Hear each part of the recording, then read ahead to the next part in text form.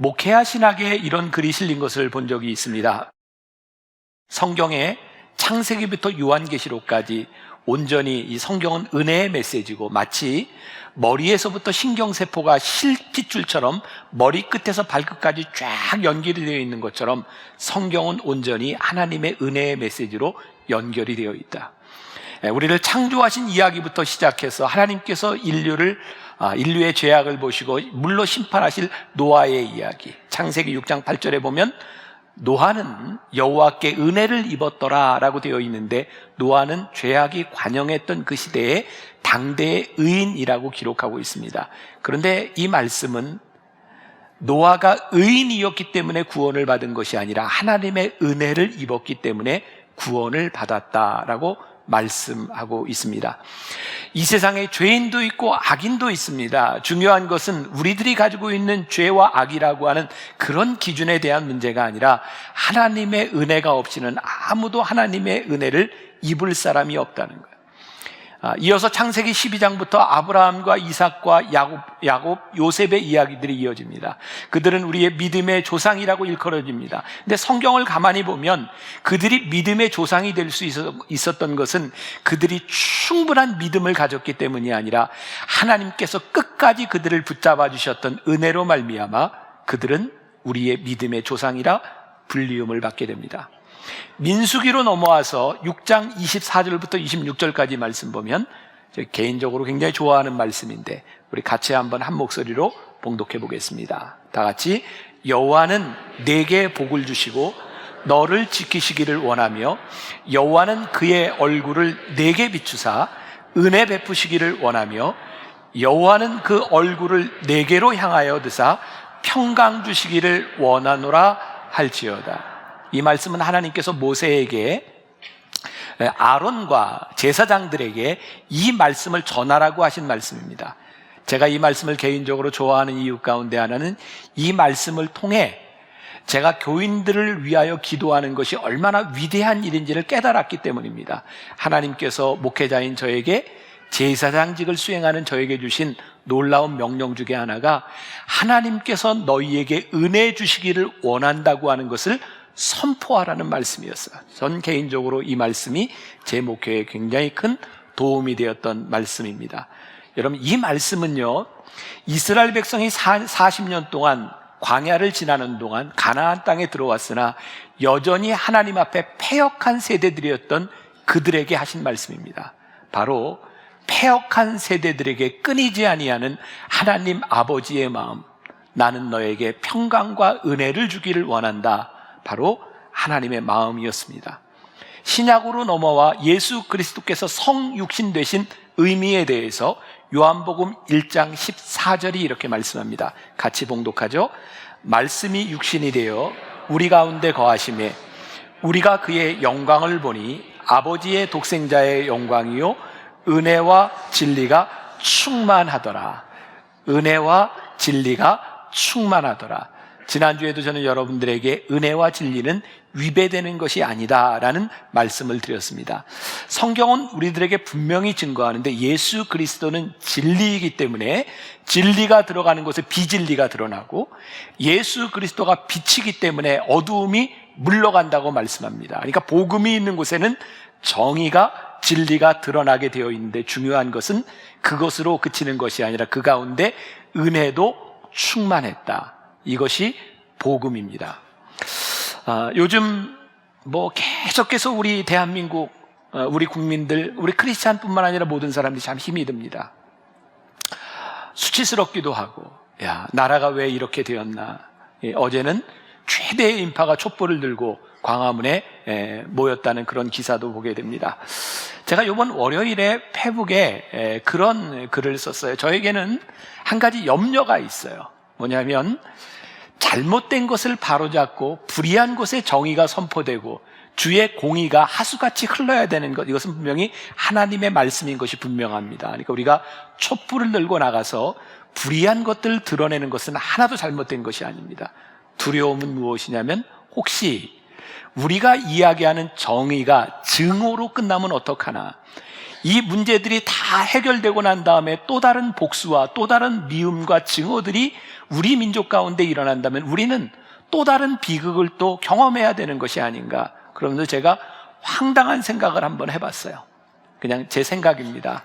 그냥 교인들에게 문자를 한번 전체 다 이렇게 보내가지고 우리 촛불을 들고 광화문으로 갈 게 아니라 우리 촛불을 들고 교회로 모입시다. 그래서 촛불을 들고 우리가 한번 이 동네를 한번 다 돌고 하나님 앞에 이 촛불이 어둠을 물리치는 것처럼 정의가 선포된과 더불어 우리들이 하나님의 은혜를 선포하며 우리들이 기도할 필요가 있지 않을까. 요즘 제 마음 가운데는 나라와 민족을 위해 기도해야 되겠다는 마음들이 계속 드는 거예요. 언제부터인가? 크리스마스가 돼도 하나님의 은혜라고 하는 말을 찾아보기가 너무 힘들어졌어요. 요즘은 캐롤도 틀어주지를 못한다는 거예요. 저작권 문제 때문에 돈을 줘야 되기 때문에 백화점에서도 캐롤을 틀지 못한다는 거예요. 크리스마스가 되면 이때만이라도 예수님께서 이 땅에 오신 의미를 가지고 고아원으로 양로원으로 찾아졌던 이 크리스마스의 새벽송을 돌던 우리들의 그 모습들도 다 사라져버리고 여기저기서 정의를 외치지만 은혜가 사라져버린 이 땅이 얼마나 위험할까라는 생각이 제 마음속에 드는 것, 그것이 두려움이기도 합니다. 진리만 선포되고 은혜가 없는 것은 정죄만 남습니다. 그런데요, 은혜만 선포되고 진리가 드러나지 않는 것은 방종만 남습니다. 결국 우리들이 믿음으로 고백하고 우리 크리스찬들이 가져야 될 은혜와 진리가 충만한 하나님의 은혜는 무엇인가? 아마 우리들에게 큰 숙제를, 기도 제목을 우리들에게 던져주셨다는 생각이 들어요. 사도 바울은 하나님의 은혜, 주님의 은혜를 경험하는 후에 고린도전서 15장 10절에서 이렇게 고백합니다. 그러나 내가 나 된 것은 하나님의 은혜로 된 것이니 내게 주신 그의 은혜가 헛되지 아니하여 내가 모든 사도보다 더 많이 수고하였으나 내가 한 것이 아니요 오직 나와 함께 하신 하나님의 은혜로다. 사도 바울이 깨닫게 된 게 있어요. 사도 바울은 참 치열하게 살았던 사람이거든요. 하나님의 은혜를 알고 난 후에 그는 목숨을 걸고 치열하게 복음을 전했던 사람입니다. 그런데 그의 수고했던 모든 일들을 바라보며 하는 그의 고백이 나의 수고한 모든 것이 하나님의 은혜구나. 그래서 그는 자랑할 게 없다라고 말을 합니다. 지금 여기 예배드리는 우리들 마음 가운데 무언가 섭섭한 마음들이 많이 들어있다면 어쩌면 우리는 은혜를 잃어버리고 사는 사람이 아닌가. 나의 나된 것이 하나님의 은혜로 고백하는 사람은 아마도 보상 심리 때문에 살 것 같지는 않아요. 우리가 하는 일이 하나님의 은혜이기 때문에 은혜에 겨워하는 일이라면 누가 나에게 어떤 보상을 해주든지 그거는 우리들의 큰 문제가 되지 않을지도 몰라요. 은혜로 산다고 하는 것은요, 인생을 쉽게 산다거나 그냥 편하게 그냥 그저 살아도 된다 이런 말이 아닙니다. 사도 바울은요, 하나님의 은혜를 알고 난 후에 참 치열하게 살았는데요, 그 치열함을 하나님의 은혜로 돌렸을 뿐입니다. 몇 주 전 저는 제가 가르치는 감리교 신학대학 대학원생들을 데리고 어떤 교회를 방문하게 되었어요. 젊은 목사님이 참 어려운 교회에 와서 수년 동안 수고하면서 교회가 안정되고 잘 성장됐어요. 목사님이 학생들에게 이런 이야기를 해요. 제가 이 교회에 와서 제 인생의 120%를 산 것 같습니다. 몸이 아프고 그래서 요즘은 조금 천천히 80%를 삽니다. 그랬더니 참 편안하고 평안합니다. 제가 학생들에게 이렇게 말을 했어요. 저 목사님이 이야기하는 것은 120%를 살아본 사람만이 할 수 있는 말입니다. 80%를 사는 사람은 절대로 저런 말을 할 수 없습니다. 여러분, 우리가 하나님의 은혜로 살고 그 은혜가 하나님께로부터 왔다고 하는 것은 하나님의 은혜 때문에 치열하게 살아본 사람만이 나의 나된 것은 하나님의 은혜라고 말할 수 있는 거예요. 우리들이 하나님의 은혜 때문에 대충 살아가도 용서하고 하나님의 은혜로 살아간다, 그런 의미는 아닌 것 같습니다. 하나님의 은혜를 아는 사람들은 수고합니다. 그러나 그 은혜가 하나님 때문이라고 하는 것을 고백합니다. 하나님의 은혜로 사는 사람은 결과나 업적에 연연하지 않습니다. 왜냐하면 하나님의 은혜로 내가 살아가는 것이 은혜이기 때문입니다. 요한계시록 마지막에 이런 구절이 있어요. 주 예수의 은혜가 모든 자들에게 있을지어다.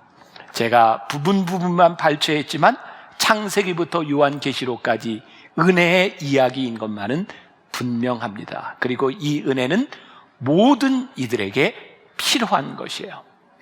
제가 지난주에 리 스트로벨의 은혜, 하나님의 은혜 중에 한 이야기를 소개했는데 오늘도 한 사람의 이야기를 소개하려고 합니다. 오늘 이야기의 주인공은 크레이그 헤이즌이라는 사람입니다. 여러분들이 이 이름을 기억하기도 힘들고 기억할 필요도 없습니다. 크레이그 헤이즌, 기억 안 하셔도 괜찮아요. 크레이그 헤이즌이라는 사람인데요, 이 사람은 이 책에서요 자신의 이야기를 하는데, 여러분들 이런 거 있죠? 그 수능을 봤는데 전국 1등을 한 거예요. 기자들이 와서 묻습니다. 어떻게 이렇게 공부를 했습니까? 저 별로 한 거 없어요. 그냥 공부가 제일 쉬웠어요. 재수 없죠. 운동을 잘하는 운동선수, 프로선수에게 어떻게 이렇게 운동을 잘하죠? 그냥 하다 보니 되대요. 이렇게 얘기하는 사람, 이 크레이그 헤이즌이라고 하는 사람은 그런 사람이었던 것 같아요. 공부도 잘하고 착하고 정말 법 없이도 살만한 그런 사람. 그는 우등생이었고요. 그래서 사람들이 보기에도, 자기 자신이 보기에도 나는 하나님이 필요 없어 라고 생각하는 그런 사람입니다. 근데 어느 날 학교의 캠퍼스에서 아주 귀여운 여학생이 그에게 전도를 했고, 그에게 부족한 마음 때문이 아니라 그 학생을 따라 전도 집회에 갔다가 하나님을 고백하게 됩니다. 그리고 35년이 지난 어느 날 리 스트로벨과 이 크레이그 헤이즌이 만나서 이야기하는 것이 책에 나와 있는 거예요. 캘리포니아에 있는 바이올라 대학은 소위 복음주의의 보루라고 하는데, 그 학교에서 크레이그 헤이즌은 생물학을 가르치고 철학을 가르치고 종교학을 가르치는 다방면에 뛰어난 학자였습니다. 그는 두 가지 문제를 리 스트로벨과 함께 이야기하게 됩니다. 하나는 착한 사람에게 어떻게 은혜가 적용되는지, 진짜 착한 사람에게 은혜가 필요한 거지, 또 하나는 이 세상에는 많은 사람들이 다른 종교를 가지고 살아가는데 그들에게 은혜는 무슨 의미인지, 아마 오늘 우리들이 가지는 질문일지도 몰라요. 저는 이런 생각을 합니다. 착한 사람은요, 교회를 다니지 않고 예수님을 믿지 않아도 착합니다. 나쁜 사람은요, 예수를 믿어도 그렇게 성품이 잘 변하지 않습니다. 예수를 믿어도 못된 건 못됐습니다. 인정하세요? 네, 중요한 것은 은혜는 착하고 못된 것에 대한 문제가 아닙니다. 착한 사람도 못된 사람도 모두에게 필요한 것이 은혜라는 거예요. 헤이즌 박사의 이야기를 요약하면 이런 겁니다. 자비와 긍휼, 모든 종교에게 있습니다. 자비와 긍휼은 뭐예요? 우리의 잘못을 용서해 준다는 거예요. 은혜는 그것을 넘어서는 겁니다. 우리들이 잘못한 것을 그래 용서해 준다, 이것으로 끝나는 것이 아니라 완전한 용서와 더불어 우리들에게 영원한 삶을 선물로 주시는 것, 그것이 은혜인데 우리들이 그것을 누리며 살아가는가. 이 은혜의 메시지는 굿뉴스와 배드뉴스 두 가지가 있습니다.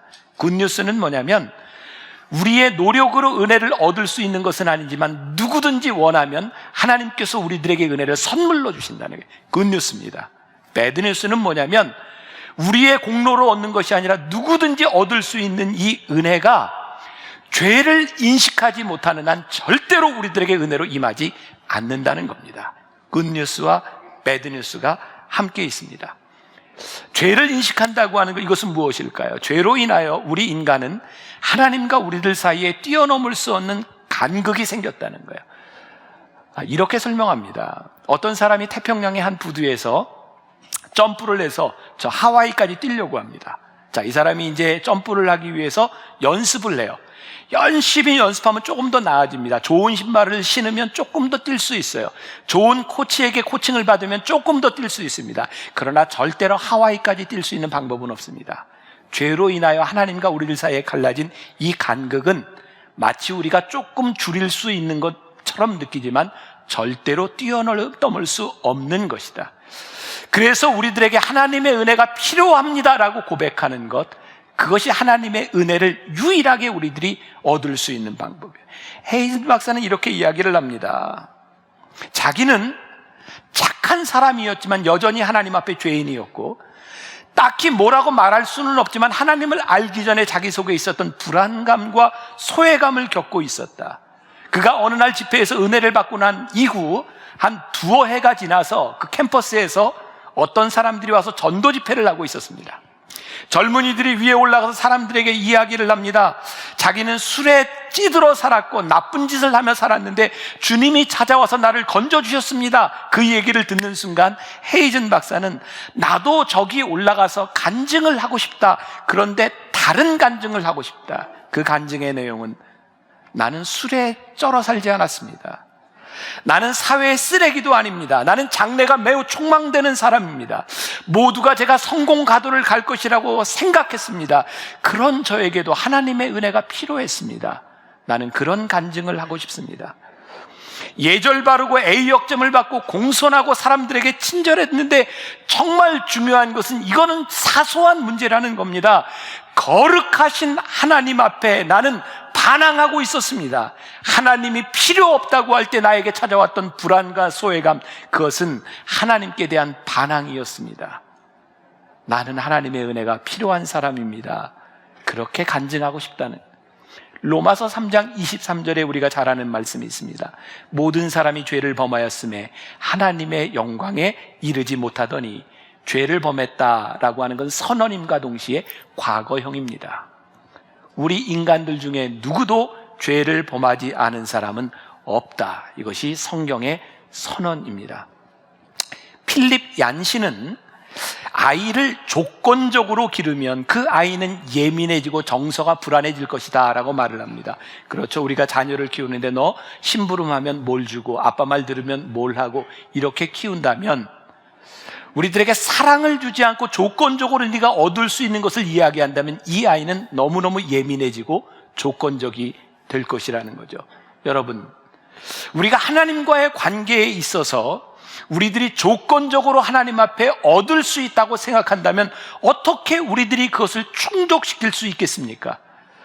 하나님을 믿으며 은혜가 아닌 우리의 행위로 예수를 믿으려 할 때 우리들에게 가시지 않는 불안감과 우리들을 압박하는 것, 그것은 은혜로 살지 않기 때문입니다. 마치 어떤 회사의 상사가 부하 직원에게 너 오늘 할당량을 채우지 못하면 너는 해고야 라고 말을 하는데 그 할당량이 얼마인지 알지 못합니다.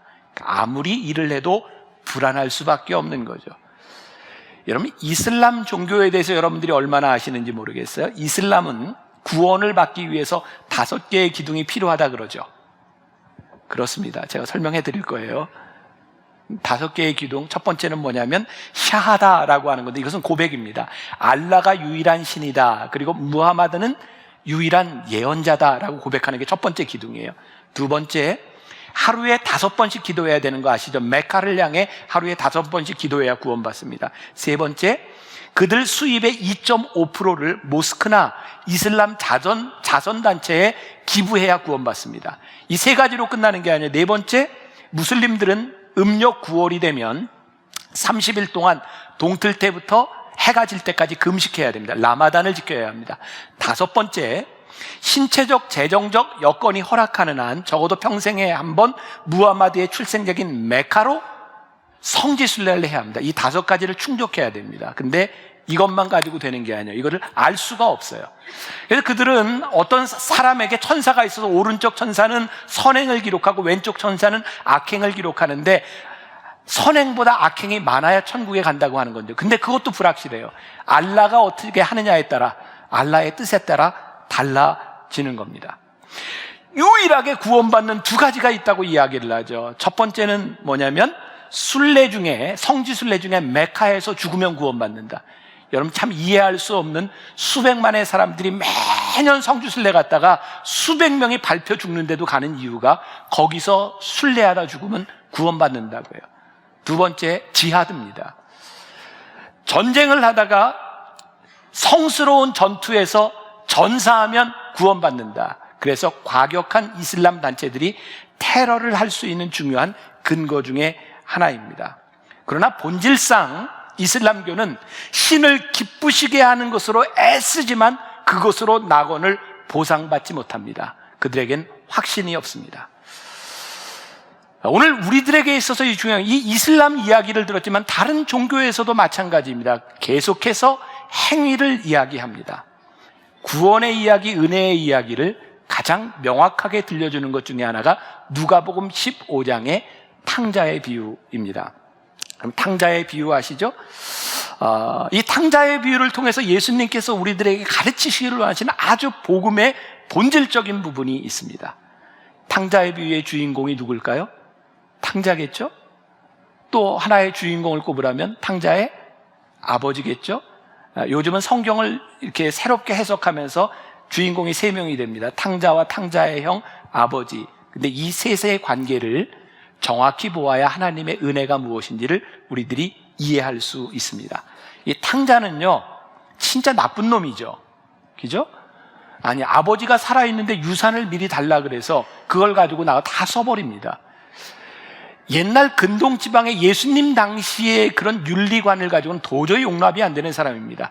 가서 성공이라도 했으면 좋은데 다 나쁜 짓하고 탕진하고 돌아옵니다. 온누리교회 이재훈 목사님이 쓴 은혜가 마르지 않는다라고 하는 책에 보면, 여러분들 주보에 소개해드렸어요. 이 책에 이 탕자의 이야기를 정말 잘 설명해 놓았습니다. 이 탕자는요, 아버지가 보고 싶어서 돌아온 것이 아닙니다. 탕자가 회개하고 성자가 돼서 돌아온 것이 아닙니다. 그는 단지 더 이상 먹을 것이 없어서 아버지를 기억하고 돌아옵니다. 자, 우리들의 모습을 보세요. 여러분들 중에 성자가 되어서 모든 죄를 다 이렇게 정리하고 하나님 앞에 돌아온 사람이 누가 있을까요?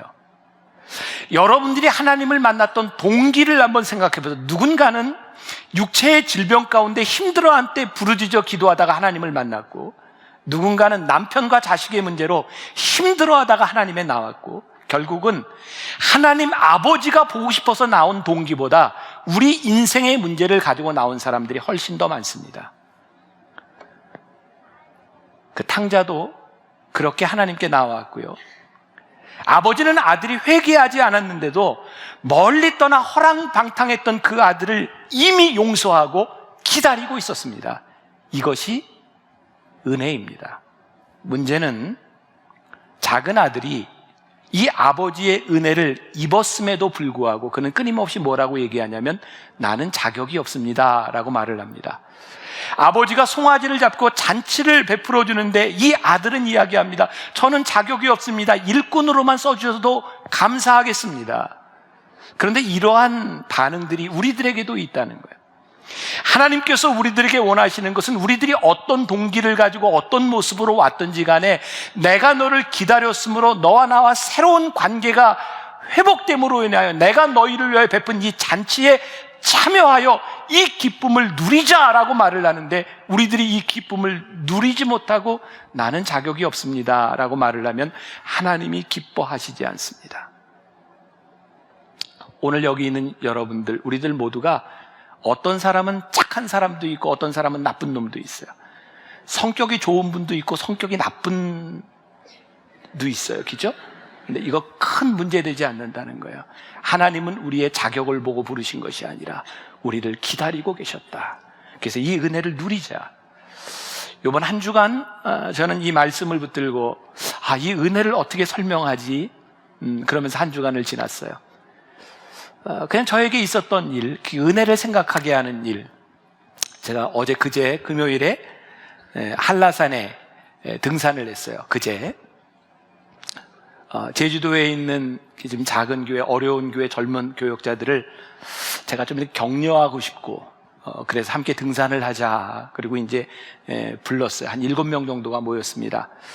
제가 영실이라고 하는 곳에서 이렇게 이제 한라산 정상까지는 못 가고 윗세오름이라고 하는 곳까지 이렇게 가게 되었고요. 거기에서 우리 젊은 목회자들에게 내가 오늘 여러분들과 같이 등산한 건 내가 좀 위로하고 맛있는 것 좀 사주고 싶으니까 집에 혹시 사모님들 연락해서 같이 오라고 무얼 먹고 싶냐고 이렇게 이야기를 했더니 대답을 잘 못해요. 괜찮아요. 뭐든지 얘기하세요. 그랬더니 이렇게 자기들끼리 눈빛이 오고 가더니 뭐 흑돼지나 회 뭐 이런 걸 얘기하다 그래서 그게 진짜 먹고 싶은 거냐고 그랬더니 말을 못해. 진짜 먹고 싶은 거 얘기하라고. 그랬더니 또 눈빛이 오고 가더니 사실은 정말 꼭 가족과 함께 가보고 싶은 곳이 있었대요. 근데 그것을 갈 수 있는 형편이 못 한대요. 꼭 한번 가보고 싶었대요. 아마 제주에 있는 사람들이 송년회 꼭 한번 가보고 싶은 곳이래요. 괜찮아요. 얘기하세요. 제가 그 정도 실력은 됩니다. 사줄 수 있으니까 얘기하세요. 그랬더니 그때 이야기를 합니다. 어딘지는 안 가르쳐 드립니다. 그곳인데요. 제가 거기에 함께 갔어요. 그러면서 제가 이런 생각을 한 거예요. 나는 이미 무언가를 해주고 싶은 마음, 그것이 있는데 이것을 이야기하는 것이 쉽지 않구나. 그제가 그랬고요. 어제 우리 교회에서 45명이 등산 선교회에서 또 등산을 하러 한라산을 왔어요. 제가 어제도 한라산을 갔습니다. 지금 서 있는 게 아주 힘이 듭니다. 제가 금요일 날 밤에 전화를 하는데 아침은 어떻게 해요? 물어봤더니 김밥을 준비했습니다. 점심은 네, 김밥 싸가지고 갑니다. 뭐 먹을 수가 없잖아요. 내가 뭘 해줄 수 있을까요?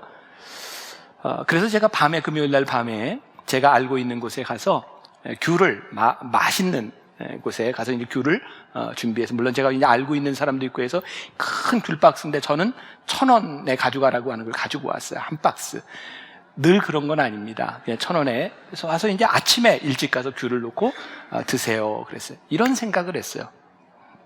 제가 그 귤을 들고 와서 교인들에게 드세요라고 하는데 교인들 중에 혹시 목사님 그렇게 저녁에 수고해서 어떻게 우리가 이걸 어떻게 먹어요? 이렇게 막 이야기한다면 제 마음이 기쁠까요?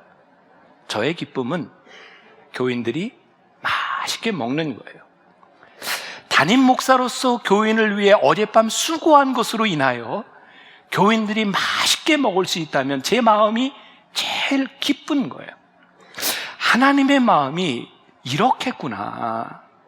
우리를 위하여 하나님이 베풀어 주신 그 은혜는 우리의 자격이 아니라 이렇게 해도 돼요라고 하는 차원의 문제가 아니라 하나님 아버지께서 우리들에게 베풀어 주신 은혜는 우리가 기꺼이 즐기고 기꺼이 그 자리에 참여할 때 하나님께서 참 기뻐하시는 거구나. 아버지의 은혜, 나는 아들이라 부를 자격이 없습니다라고 하는 것은 겸손이 아니라 은혜를 거부하는 일이구나. 아버지는 기쁨에 넘쳐서 잔치를 베풀고 있는데 아들은 내가 선행을 쌓아서 자격을 갖추겠습니다라고 이야기할 때 하나님 아버지의 마음이 그것 때문에 기쁘지는 않겠구나. 함께 기뻐하는 것, 누림이 은혜다. 중요한 것, 큰아들로 넘어가 봅니다. 작은 아들은 부족감 때문에 은혜를 누리지 못했다면 큰 아들은 스스로 넘친다고 하는 생각으로 인하여 은혜를 누리지 못합니다. 우리가 잘 아는 렘브란트의 탕자의 귀향이라고 하는 그림이 있습니다. 렘브란트는요, 그림을 그릴 때 제가 그 모스크바 에르미타지 박물관에 가서 이렇게 그림에 대한 것을 듣는데, 이 렘브란트는 빛을 가지고 중요한 것들을 잘 표현했답니다. 그리고 무언가 이유가 있다 그래요. 저기 아버지의 손, 저기도 빛이 있고 저기 숨어서 보는 큰아들의 모습이 있습니다. 렘브란트는 저 그림에서 아버지와 아들의 모습뿐만 아니라 숨어서 그 아버지와 아들을 바라보며 화나 있는 모습을 그립니다. 큰아들은요, 아버지가 기쁨으로 배설한 그 잔치에 기뻐하지 못합니다. 왜냐하면 그 동생을 바라보며 자기의 동생이 아니라 당신의 아들이라고 이야기하면 그는 자격이 없다고 생각하며 그 은혜를 경험하지 못합니다. 은혜를 누리지 못하는 것은 두 가지가 있는 것 같아요. 하나는 나에게 자격이 없다라고 생각하는 것, 또 하나는 그 사람에게는 은혜를 입을 만한 가치가 없다고 생각하는, 아니 나는 이 사람보다 자격이 낮다라고 생각하는 것, 그것이 은혜를 경험하지 못하게 합니다. 오늘 말씀의 제목, 모든 사람에게 은혜가 필요하다. 어떤 삶을 살았던 하나님의 은혜에서 제외될 사람은 아무도 없다. 그리고 하나님께서 베풀어 주신 그 은혜는 우리들이 기꺼이 기쁨으로 참여하며 누리는 것이 하나님의 은혜다. 그래서 은혜를 이야기할 때 전적인 하나님의 은혜로구나. 여러분, 참 흥미로운 건 불교에도 탕자의 비유와 비슷한 이야기가 있답니다.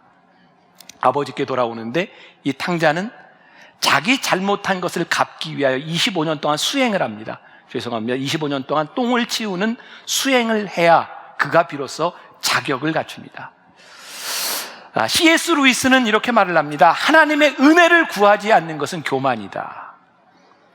우리들이 무언가로 하나님의 은혜를 대신할 수 있는 것, 그것은 교만이다. 은혜가 나에게 선물이듯이 누군가에게도 은혜가 선물이 될 때 은혜는 흘러가기 시작합니다. 다른 종교와 세상에서는 네가 무엇을 해라 이렇게 이야기하는데, 우리 하나님은 우리들에게 내가 너를 위하여 모든 것을 이루었다, 너희들이 은혜에 참여하라고 말을 합니다. 세상은요, 너희들이 보상을 받기 위하여 보험을 들어라, 인슈어런스를 이야기하는데, 우리가 믿는 하나님은 어슈어런스예요. 우리를 위하여 아직 죄인 되었을 때 우리를 위하여 죽으심으로 우리에 대한 하나님의 사랑을 이미 확증하셨다고 말씀하고 있어요. 전 놀라운 진리이거든요. 오늘 예배에 참석하는 우리가 어떤 동기로 어떤 모습으로 왔는지 모르지만 오늘 우리는 자격으로 있는 것이 아니라 우리에게 은혜를 베풀어 주시기를 원하시는 하나님의 마음으로 인하여 우리들 모두는 이 자리에 나와 있어요. 제가 지난주에 그런 얘기했죠.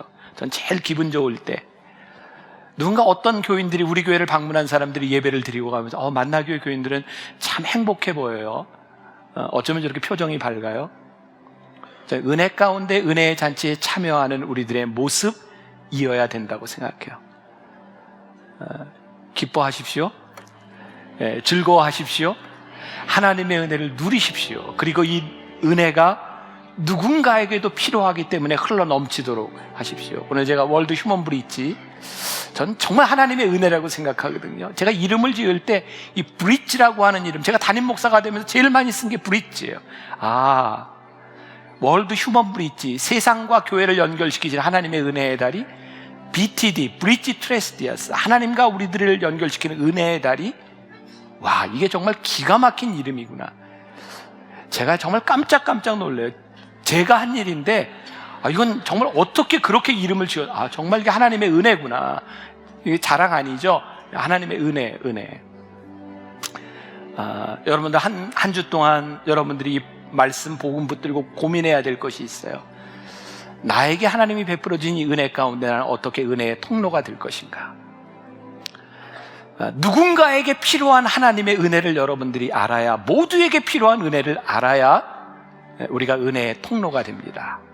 이번 한 주간 우리를 부르신 하나님의 은혜 때문에 여러분들이 은혜의 통로가 될 수 있기를 주님의 이름으로 간절히 축원합니다.